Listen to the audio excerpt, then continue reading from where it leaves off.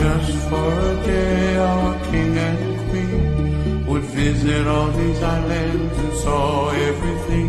Our first speaker, Samuel Kaleikoa, is an associate professor of Hawaiian Studies, Department of Humanities at the UH Maui College.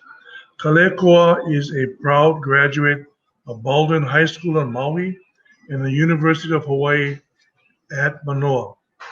Prior to returning to his hometown, Kaleikoa was a lecturer in the Hawaiian language at UH Manoa, a teacher at the Hawaiian Language Immersion Program at King Kaulike High School, and the Culture and Education Program Manager for the Kaho'olawe Island Reserve Commission. Mr. Ka'eo was born and raised on Maui. He and his family reside in Waiahuli. I give you Mr. Kaleikoa Ka'eo. Hey, aloha kakaya kakako. Avelina me ke aloha. Everybody can hear? All right, good. Okay, we on? Yeah, we on. Okay. Malila. Uli kako ke ala nui kala iwa kalua kumovalu kamahino nove mapa no hoi ka makaiki. Umi kumovalu kanaha kumokolu ai wa kaulana no hoi ka hana ka poe kupuna ma ke ala nui no leila hele la nui ki ala hano no hoi no ka poe kupuna a pela no kako ke maula. Oh maila ula ka pai o kane ka po kini ka po tita mahu. Hana o lailo no ia tapapahana o tamahina he kane o kamule kane ka makulua hi wahine. O poele a o kamopo ele ka o vehi vela wahilo ho i ho la ila inoho ia tane. Hana o hai he wahine. Hana o halia he wahine. Hana o hakea he kane. Hana o kamuki muka muke ke ku ne nebo. Moku monu mumuli ana mumuli vale ana kane kamuli ke o kamawe ka wahine vele vale. Be ye kane ho hana o kame kane keki. Havi ka apu kapu eki ino ke mo ia. Ha ili o kane kamuli hele o wale. Ha ili o ki o la ilai. Ika buli lai punia. Pe ka po hako hailuku ya kane o kane ka pahu ki wawa ne ka leo. Huhu lili kane moi muli a mailo kana muli hako ai ka mahana o mua. Imu ia la ilai. Imu ia ki. Ka lawa ka mahana o lanila puka. Aloha. No leila. Ka veli ana ya ukua pau ki ya kakai aka nui ka hole e walu. No hoi ma ke ia poa ono ne e ia nae he la hano no hoi ke ia no ka mea maupopi a kako ma ke la i ka makahiki umi kuma walu kanaha kuma kolu wa kua Hawaiia no hoi hoi ke ia ka mana o ko kako po e kupuna malalo o ke ali inui o kaui ke aoli ka meha e kolu no ke la nui o hoi ka Lā Kūʻokoʻa no leila e no kako e no wau no hoi ma maui nei mahalo no hoi ya ya o koa pau ka nana ana mai ke ka kayaka me ka holohi pu ana no hoi no leila aloha velina aloha. I'd like to thank everybody on this honorable day, this day of honor really that we should always celebrate and acknowledge November 28, 1843. And I kind of, looking back, and I'm sure many of the other speakers, Keanu and others also, we come from the time when I remember back in the, quite a long time ago, I mean, in the 90s, mid 90s, perhaps, having gatherings, actually even before that, early 90s, having gatherings on campus at the University of Hawaii Manoa, and you'll be less than a room, maybe a dozen people would come to celebrate and share and talk and acknowledge what went on in 1843. However, today, this has, because of the educational work and because of all of our people coming together and really waking up and being aware of our history. It has come to become, something that we see happening not just on Oahu, perhaps, or not just on Maui, but really worldwide at this point. And so I want to also aloha to all our cousins and hohanau outside for joining us this morning also, And so I'm very, very honored and privileged, and, mahalo to Kale and the whole gang for putting this on. And, unfortunately, we're not physically all together as we commonly are on this day. But however, we struggle on and we teach on, and we continue on our work, of course. We continue on this great and important work. So I'm going to share a little bit about what I've been kind of thinking about and working on quite recently. And as many of you know, I consider myself an educator, and really, and as an educator, I've always believed and continue to believe the most important element, what is foundational about really what has been going on and what is really going on now and really is going to happen in the future, is the increased levels of our own education. And when I mean own education, our control and our determining for ourselves what is important, what it is to be in so-called educated Kanaka to this day. And so, as they say, without any kind of further ado, we kind of just look at, I got some notes here I'm going to be referring to. I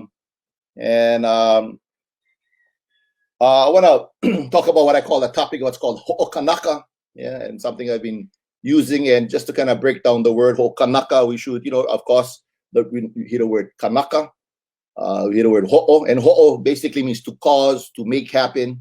The word kanaka, of course, we as the kanaka, the human beings. And so there's a plurality in meaning here, a multitude of ideas that are said when pronouncing this word okanaka. On one level, just like the boy Samoa, our cousins from Samoa say, fa'a Samoa, which is to behave and act and think in a Samoan way, to do things in a so-called the Samoan way. And very much on one simple level, that is what the word okanaka means. Yet it's even in the Hawaiian conscious, it's a little even more deeper in a sense also. As I was taught when the so-called royal guards who were protecting the palace during the time of Kaleikoa and of course Lili'u Okalani, they would have an actual patch on their shoulder that they would wear, and on the shoulder, in fact, the words ho'okanaka would be inscribed. And that's because the word ho'okanaka also means basically to be brave, to man up, to be what you need to be, to be brave. And that's really what this is all about, is to be brave. Ho'okanaka, I use that with the word also to become human, to cause ourselves to proclaim our so-called humanity, which means that we have not just the right to, but in fact we have the kuleana and the responsibility to, as Kanaka, to proclaim our humanity to the rest of the world. I probably should say reclaim our humanity from those who oppress and occupy our lands to this day. And from that word okanaka, some of you know I commonly talk about what I call Hawaiian conscientism. Using the word Hawaiian. And again, I don't want to define the word Hawaiian into anything particular. As we know, it has various meanings depending on how it's being used and at what time of history. But again, when we think about who and what is, I should say, Hawaiian, it can encompass all of the above. And then the words conscientism, sounds like a fancy word. Conscientism comes from the word conscience.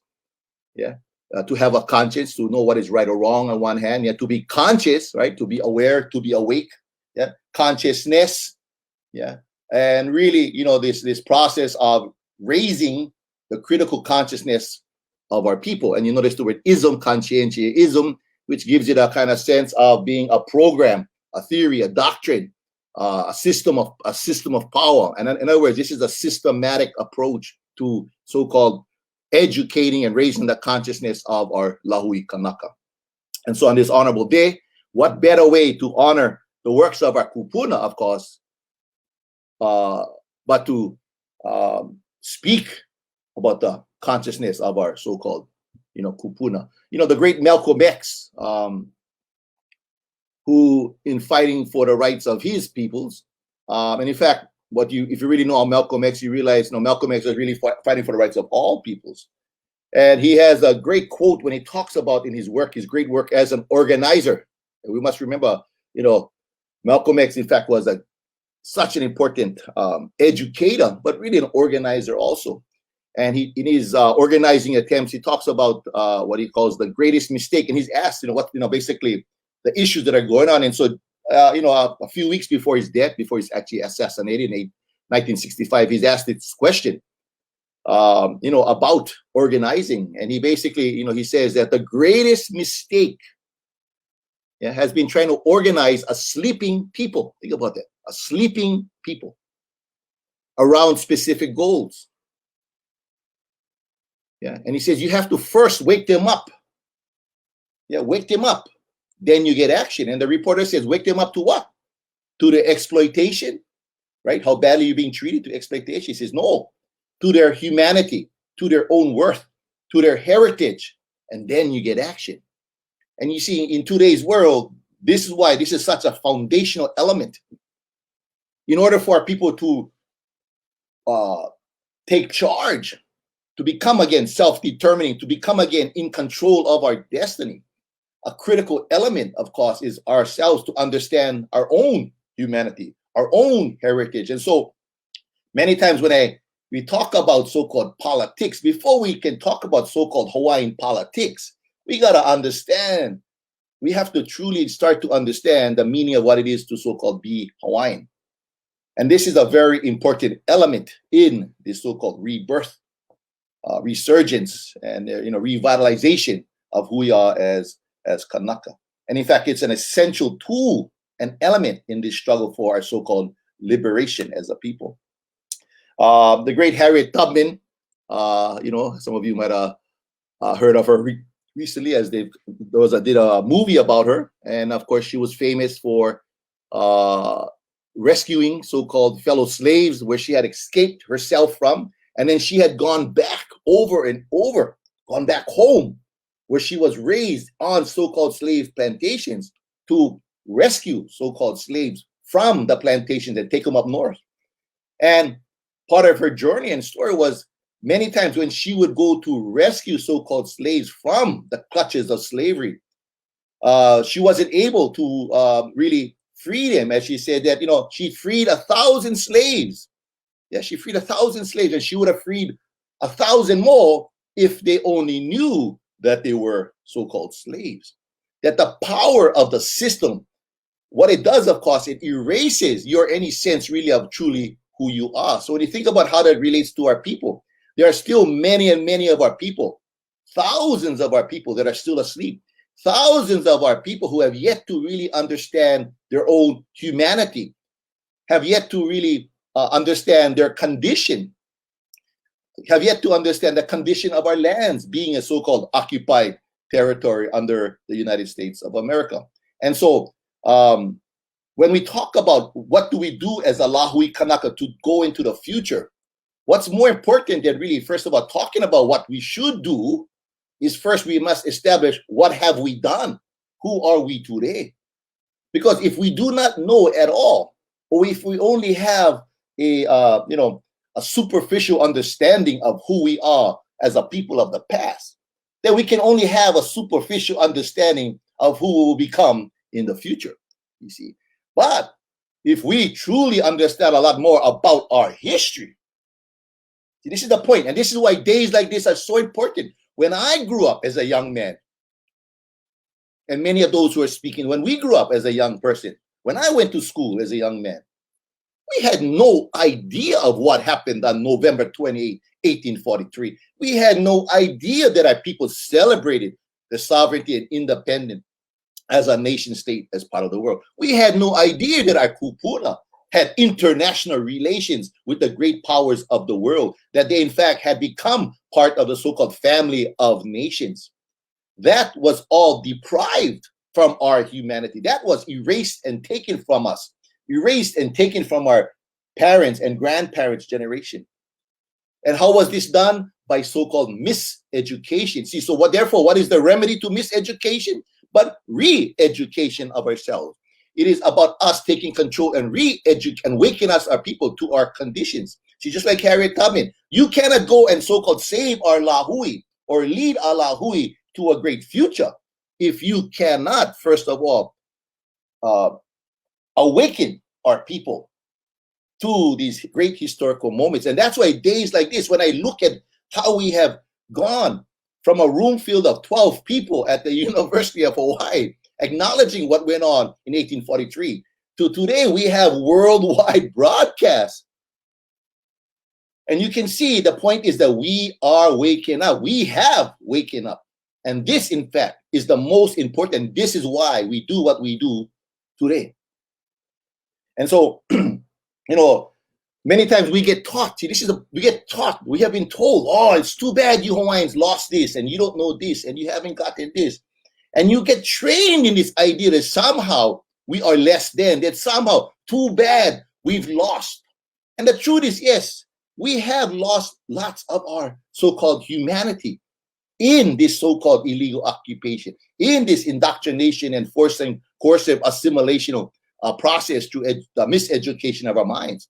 But yet, I always thank great uncle Anakala Erika Anana, one of my great teachers, who used to teach us, and he would commonly use those words, li'u ikapakai, li'u ikapakai. Yeah, and the word li'u means to be like well salted. Yeah, and he was referring to just like the fish, right? You go and as a person from Miloli'i, when they would catch fish, right? They dry the fish, they salt the fish, yeah, kaula'i kala, to save for the future day, into the future. And that was the same way that he looked at what was around for us today, as so-called young people back then. That everything we needed to survive, and not just survive, but to thrive into the future, is already here.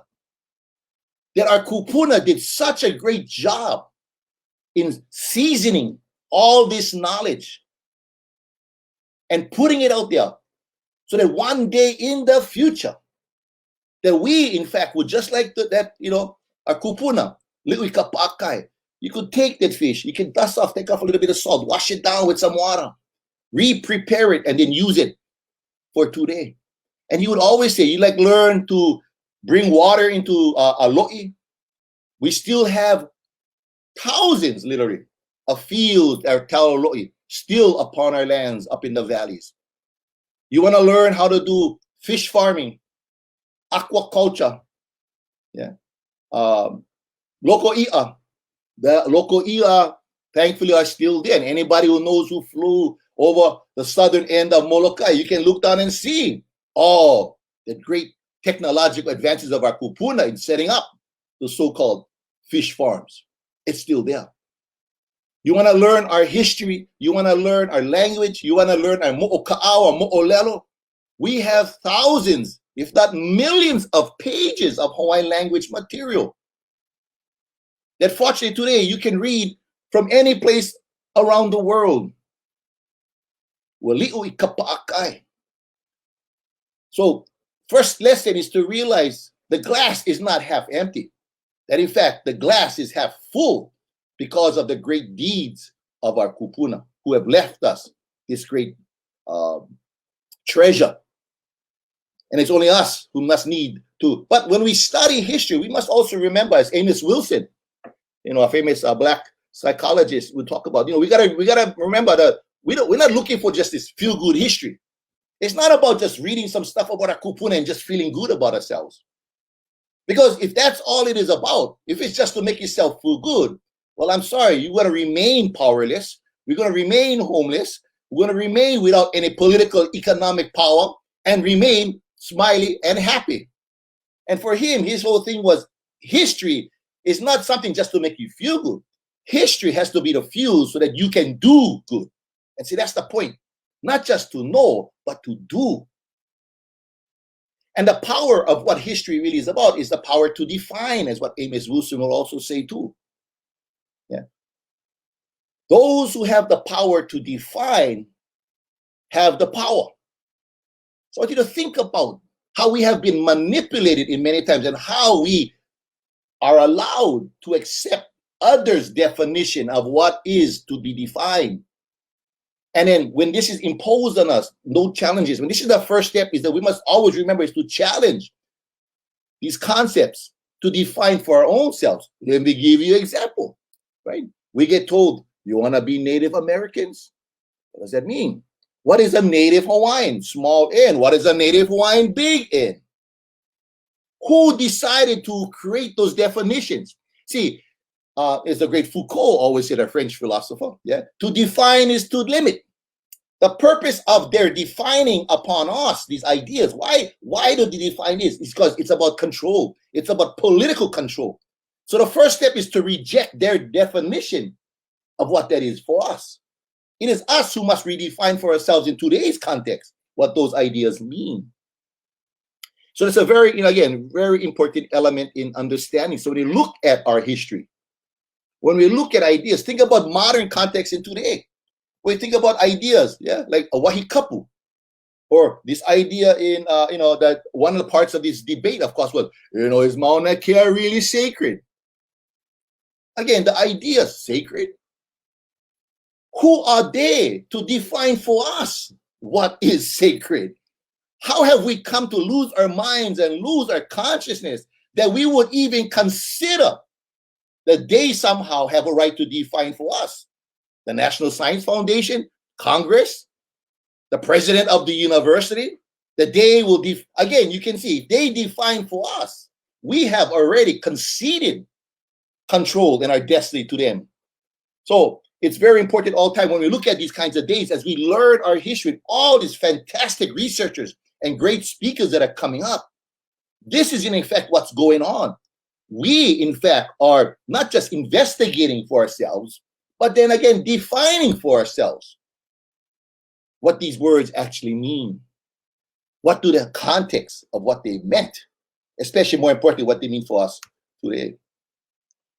John Henry Clark, also another famous African-American historian, he has that, he talks about history and says, people, the powerful people cannot afford to educate the people that they oppress. Because once you are truly educated, think about it, what does it mean? Not miseducated, but once you are truly educated, you will not ask for power, you will take it. Because as a man thinketh in his heart, so will he be. And that's why the control of our minds is the key to our so-called liberation. And we got to kind of always remember that this is part of this story. They try to sell us certain kinds of ideas or narratives. Brother Skippy Ioane, in his favorite, one of his favorite, my favorite songs as he sings with Big Island Conspiracy. He has a one line in the song, which to me is a genius. He's a genius. Them got democracy, we got survived. Them got democracy, we got survived. It's a clash of world political narratives. In their minds, if they give us the right to testify, write in letters, you can vote, therefore you are being included and everything should be good and you should say nothing. But yet that is not the true condition of our people.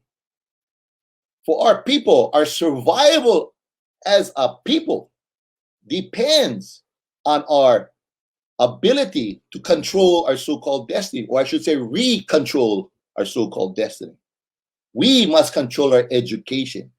Yeah, so we are not here with the idea that we're trying to incorporate ourselves into their power structure. No, that without our aina, without control of our water, without control of our economics, without control of our aesthetics, we will continue to be under the control of our so-called dominators and oppressors. Which is another thing to remember. When we analyze the situation, we must remember we are a so-called dominated people. We're in a condition of being dominated, meaning that there is a dominator who controls in many ways what can or may happen upon these lands.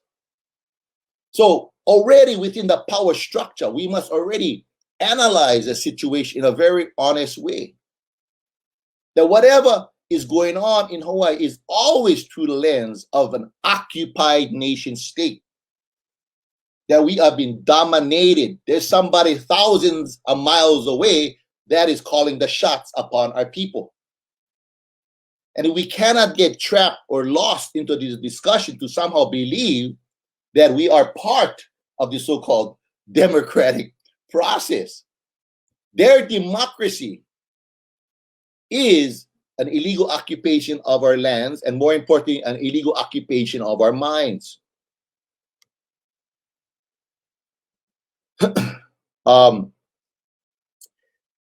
Many years ago, I don't say how many, I mean, I'll probably say decades ago, I was doing some research, and I was very heavy into doing work, especially in our, we call mo'oali'i, mo'okuauhau, mo'oakua, our cosmogonies, hokumu honua, hokumu aina, and my favorite historian, Joseph Moku'ohai Poipoi, in 1906, writing for Kana'iaupuni. Anyway, he writes this quote, and I'm just going to read a piece of it. In Mo'olelo Kahiko, and he says, "E ho mau popo ia, he lahui kako me ko kako mo'olelo kahiko." Yeah, hey, we should realize, let it be known, hey, that we are a nation, we are a people with our own ancient traditional stories. I ano like loa aku me ka mo'olelo kahiko ka lahui o Helene. That's it's kind of similar with the ancient histories of Greece. Now you gotta understand. So in European idea, Greece is the homeland. Yeah, Greece is the starting point. But he's saying, he's comparing our own history in much to the Greeks, right? If the Greeks are the classics, in other words, he's saying, hey, we have classics. Ahimau mele kahiko hoi ka ko kako mau kupuna iliki aku a I oyaku no hoi kolako hiva meke kila. And he says, yeah, and we have, just like the Greeks, we have our own ancient stories, our kupuna had. That wasn't just like and good like the Greeks. This is the clincher. But even better. And to me, when I remember first reading that line, it changed my perspective forever. Because what it showed me was our kupuna knew what we knew, what we had. And so, yeah, they were impressed. The Europeans good. The Greeks, they're good. But look at our kupuna telling us, yeah, they're good. But our stuff is not just as good, even better. And I remember thinking, what a way to see the world. That our kupuna were not like my parents' generation or my early generation, which was somehow taught to believe that nothing came out from these lands here. All we had was surfing, I think, and Mere. That was it. That was our great contributions to the world. And of course, what you find, that is not the truth at all. That when you study works like the Kumolipo, you start to see the genius of our kupuna. Not as those who, in other words, they did never look at the European and the so-called American as somehow that they had something. And we were somehow less than. But that wasn't the way our kupuna saw who we are. In fact, they saw that what we had here was not just as good, but even better in many ways. And so it really made me start to question and look at history in a very different way. But the role of, when we think about things like language, Jerry Adams, Sinn Féin president, he always talks about the importance of language, right? The Irish language, as he says, that the Irish language is the key. Yeah, that understand the Irish language is the reconquest of Ireland, and the reconquest of Ireland is the Irish language. So the language, of course, holds a key to our identity, our morals, our epistemologies, ontologies. I mean, the way we see the world, how we know what we know. It's a key in many ways to unlock. But it's tied into, it's not just about the revival of the language, you see. It's tied in, of course, to the reconquest of Ireland itself. So when we think about why study language, the study of language has to always be, or the study of our arts, the study of our dance, the study of our spirituality, has to always be a part of the political struggle, one, in fact, and the same. When I talk about conscientism, I always tell people I kind of borrow this idea from, four great thinkers, Kwame Nkrumah out of Ghana, one of the leaders in the so-called decolonization struggles in Africa. And, he has a book he writes, in fact, called Conscientism. This is where I so-called borrowed the words. It's a philosophy and ideology of so-called decolonization and liberation for Africa. And here's some monumental ideas that he puts out. And, an important one is, of course, the idea of practice. Practice without thought. Practice without thought is blind. Thought without practice is empty. Thought without practice is empty. In other words, it's not just good enough just to know, that you must put into practice. But if you're just practicing without having a sense, a clear understanding of why or what you are doing, right, it is also as empty. So when we move forward, it's not just to celebrate today and learn some important facts. But what also is important is that as we understand, and all the things that you will learn today, you must learn. And to truly learn is that somehow you must move that to practice. Right? We must move that to exercising the actual practice. Stephen Biko, the great South African thinker and leader, fought apartheid, and he was so powerful and so dangerous to the South Africans that in fact he was killed in so-called prison while being locked up. But he talks about something called Black consciousness, that a philosophy of Black consciousness. And this is where he comes up with that famous quote: the most potent weapon in the hands of the oppressor is the mind of the oppressed. Think about that. The most potent weapon in the hands of the oppressor. Think about our minds in their hands. How does that happen? Through miseducation. Is the mind of the oppressed.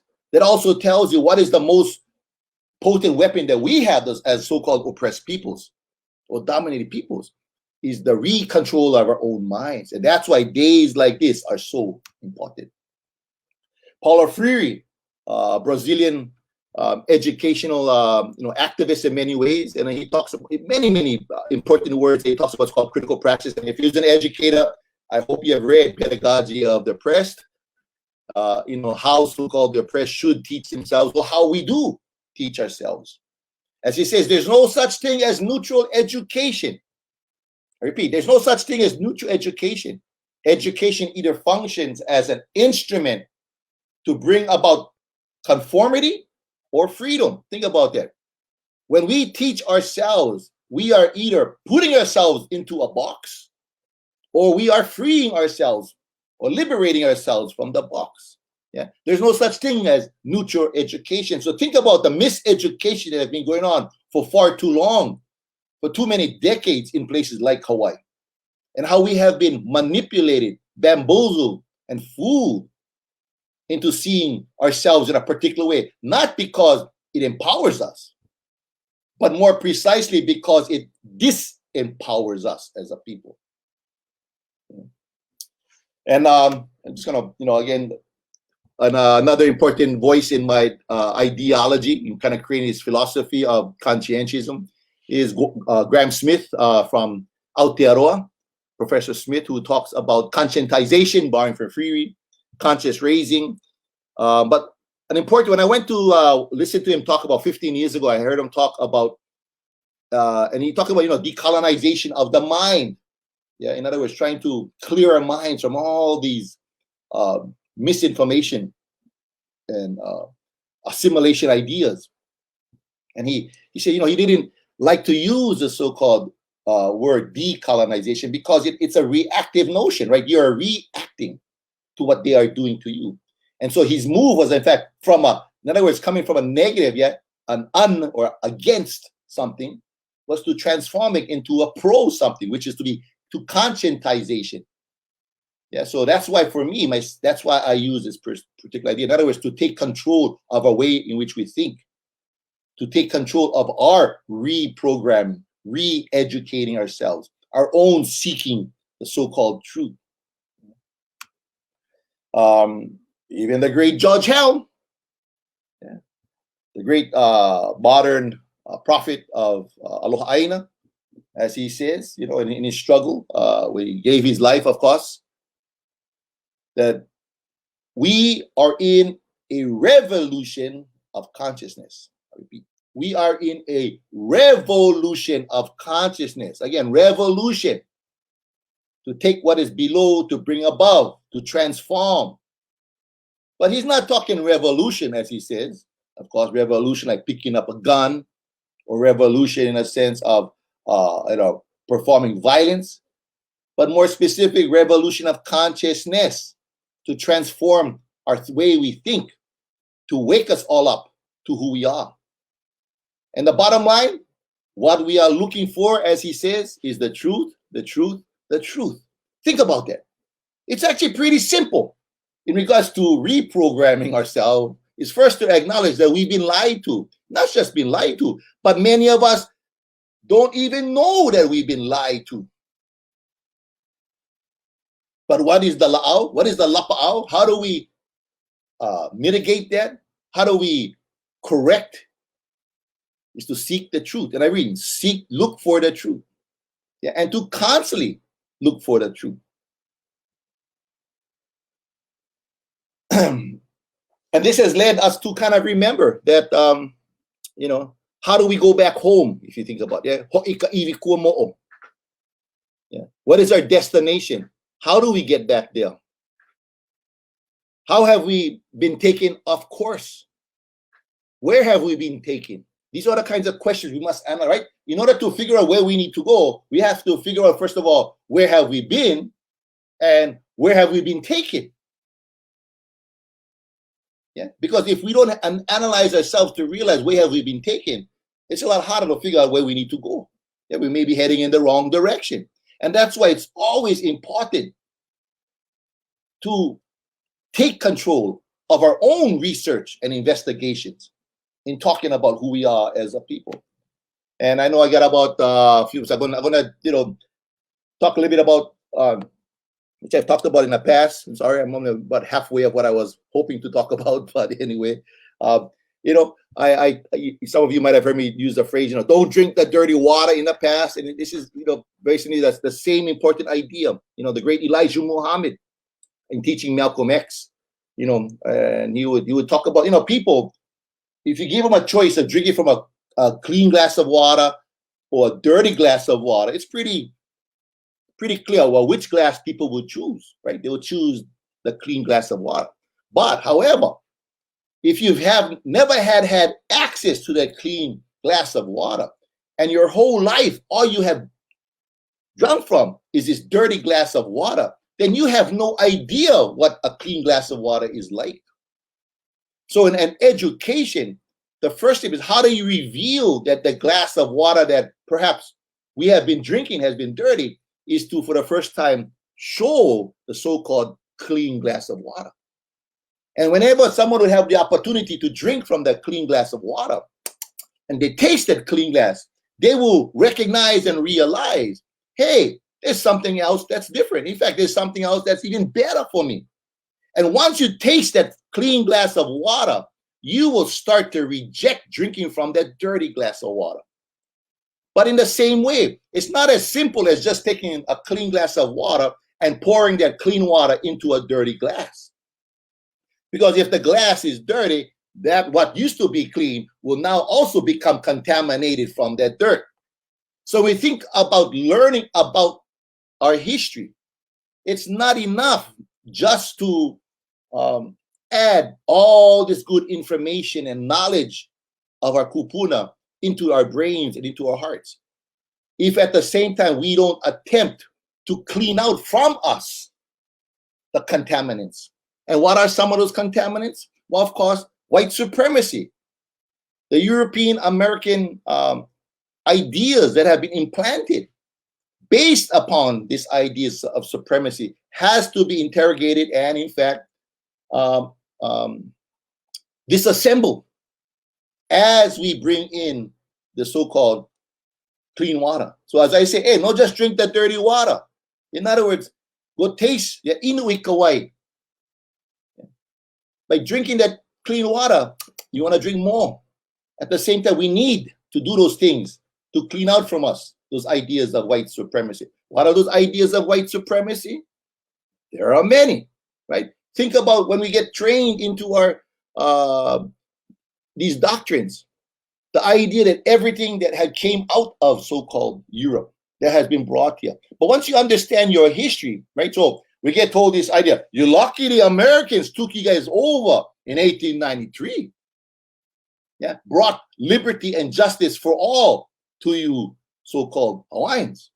Well, when you go back and look at our own history, you start to realize, see, when you understand your own history, you start to realize that is a huge fallacy. When you go back and understand history, you start to realize when Kamehameha III in 1840, when they put forward the first Hawaiian Constitution, written, by the way, in Lahaina, on this island of Maui. And that first Constitution was pushed forward. And it said that all men were created equal, that all bloods were equal. When our kupuna said that, it was true and real. Because in Hawaii, in the Hawaiian Kingdom, no one is discriminated against because of the language they spoke, or their religion perhaps, or even more precisely their color of the skin. Now, not to say we did not have prejudices and discriminations for people's sexuality and other things. And I don't have time to kind of go deeper into that question, but we got to realize, now what is that in compared to what is going on in the United States in 1840? In 1840, they still just began the genocidal campaigns going across Central Plains area of the United States. American Indians were being murdered, erased physically. And they want to talk equality? Black slaves were still being held in bondage. And they're talking about liberty and justice for all? My point is to understand those kinds of ideas of freedom and liberty was not something that the Americans brought here. That's something that came from here. And in fact, it was the opposite that was imposed here after the so-called invasion of 1893. When you think about the role of women, things were not perfect in the Hawaiian Kingdom, far from it. But we do know even the first Constitution was signed by Kekauanohi, Kamehameha's granddaughter, who was what? A woman.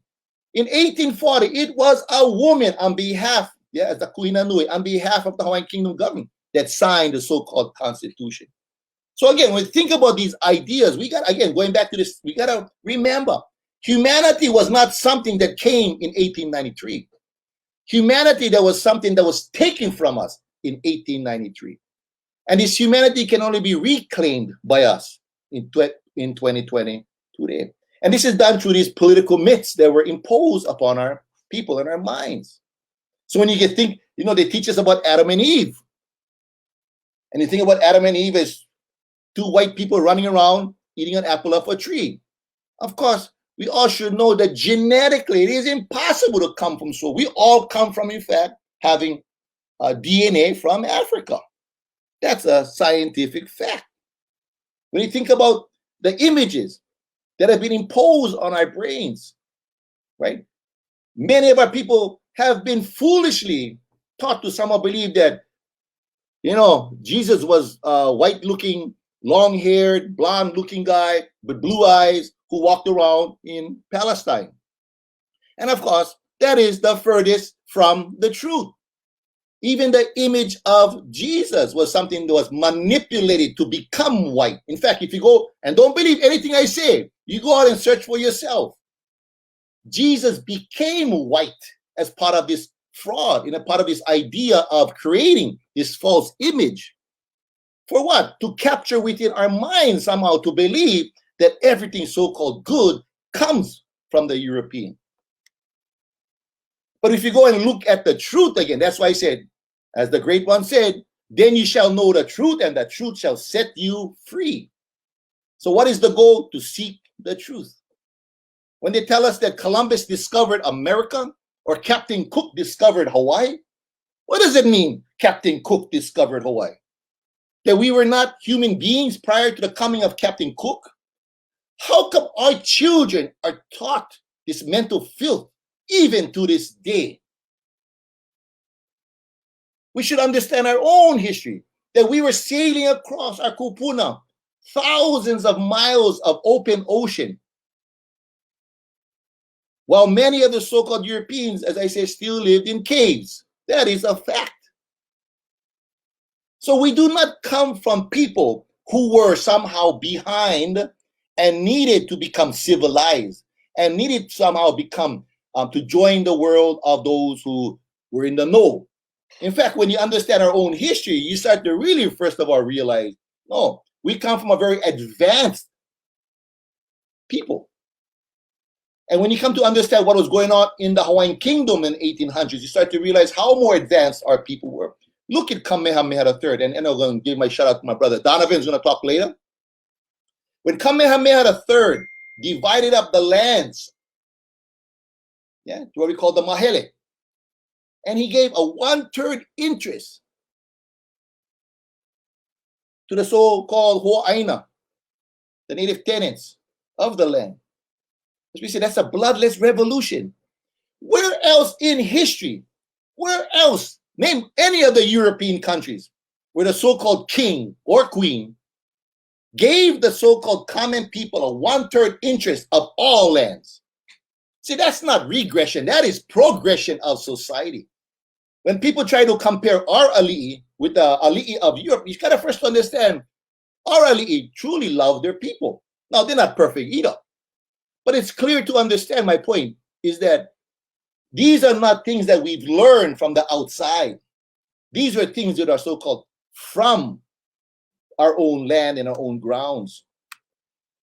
And so when we think about our path to the future, mental colonization, I'm talking mental colonization, is a program. What is the purpose of the program? When the so-called mental control program occurred, they didn't do it to us because they hated our language. They didn't wipe out our history because they didn't like what we said. The purpose of the erasure, the purpose of the mental domination was about what? Was for them to secure their control and continued exploitation of our lands and our resources.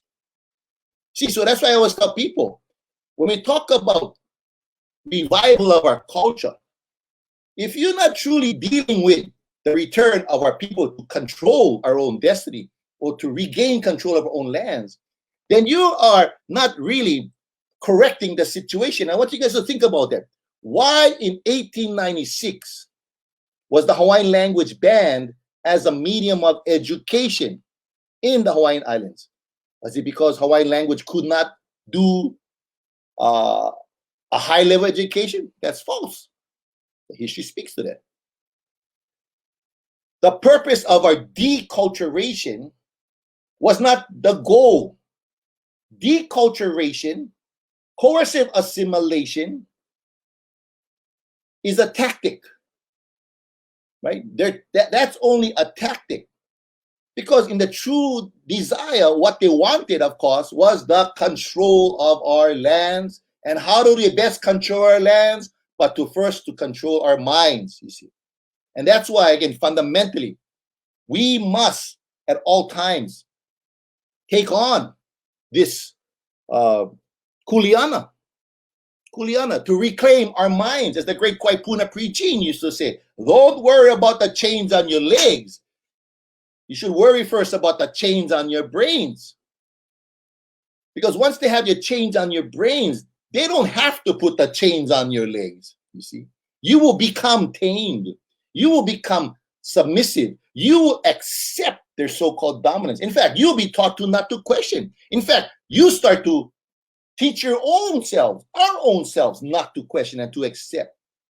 Right? So deculturalization, is a purpose, again, to accept this condition, to become complicit in our own domination.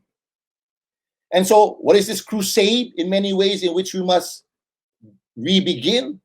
Is to reverse menticide, to reverse that purpose of menticide was to what? So they can hide their plundering and to hide the so-called domination. Yeah. In fact, we accepted, and as the great Ngugi wa Thiong'o said, to understand that theft is holy. That somehow what has happened to our people was lucky. You should be proud and happy that it was the Americans that have invaded you. You know, you could be speaking a foreign language. And of course, this thing we should realize. This had nothing to do with bringing civilization. We already had civilization. It had nothing to do with bringing our people rights. We already had rights. It had nothing to do with bringing our level of humanity to a higher level. We already were world renowned for that. It had to do with the control, oppression, and dominance of our lands and people. And so when we think about how to reverse what has happened to our people, it is through re-education of our people. It is for us to regain control of our minds. And only we, as Kwame Ture also says, only through our culture, it's only through our own culture, through our own understanding of history, our own spirituality, that we can so-called rescue ourselves. We can never look to the so-called oppressor or dominator to somehow believe that they have the plan and the medicine to fix what they did to us, which have benefited us, which has disempowered us. In fact, the reverse is true. The first step is for us to acknowledge that we have to reclaim for ourselves this task. And I know I'm heading towards probably at the end of my talk. Like I said, I wish I had I only went through half, but in the end, I just want us to celebrate this day, not to celebrate today just to make us feel good, but the celebration of this day is to acknowledge what our kupuna had accomplished. Because once we understand what they had accomplished, and think about that, this great hero, Ha'alilio, traveling all the way to Europe, and then being able to get recognized by the powers to be at that time. This little country, little bunch of islands, in the middle of the Pacific Ocean, becomes a recognized nation state. The first non-European and the only Pacific peoples to have gained that so-called recognition. But what it shows you is that we can accomplish anything, just like our kupuna. If they can, we can. So when you hear the voices of those that somehow, oh, we best just take what we can get. I don't come from that kind of kanaka. That was never the way of my kupuna. My kupuna expected the best. My kupuna expected the best in regards to humanity. My kupuna accomplished. And if they can accomplish, we can accomplish. So we think about things like Mauna Kea and the fight over Mauna Kea. When we were told, how dare, who the hell do you guys think you guys are? You think you can stop this multi-billion-dollar project from the powers to be? And our response was, stop? Yeah, yes, no. But I know we will stand. And I thought, Kūʻokoʻa, remember this. Lā Kūʻokoʻa. In order to be Kūʻokoʻa, you got to ku first. Ku, stand. Ea mai Hawaii nui kia. Aloha nui kako and mahalo nui and happy hauʻoli up. And I think I'll see everybody later on in, I guess a few hours anyway. So mahalo, anakala babe and the whole gang. And thank you, Kaleikoa. Woman.